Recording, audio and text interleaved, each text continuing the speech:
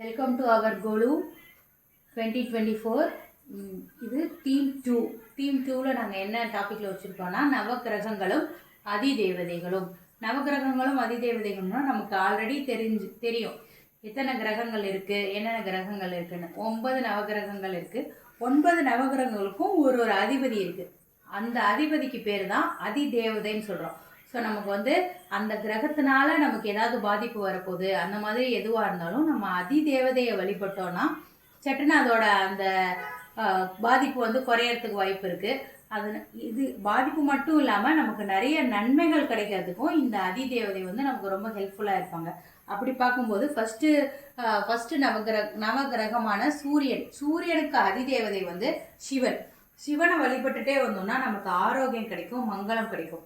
அதே மாதிரி சந்திரனுக்கு அதிபதி பார்வதி.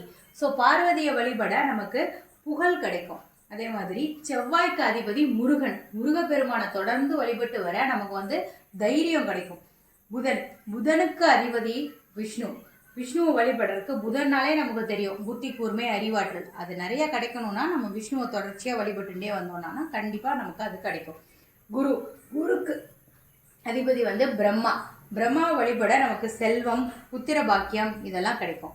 அதே மாதிரி சுக்கிரனுக்கு அதிதேவதை லக்ஷ்மியை வழிபட நல்ல மனைவி அல்லது நல்ல கணவன், நல்ல வீடு மனை வாங்குற யோகம் கிடைக்கும்.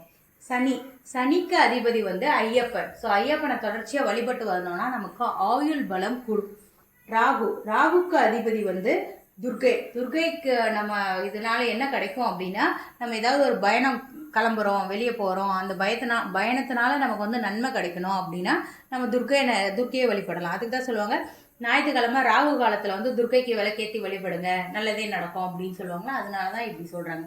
அதே மாதிரி கேதுக்கு அதிபதி விநாயகர் பகவான். ஸோ விநாயகரை நம்ம தொடர்ச்சியாக வழிபட்டு வந்தோம்னா ஞானம், மோட்சம், ஆன்மீகத்தில் ஈடுபாடு அதிகரிக்கும். இந்த டீம் நம்பர் 2 நவகிரகங்களும் அதன் அதிதேவதைகளும்.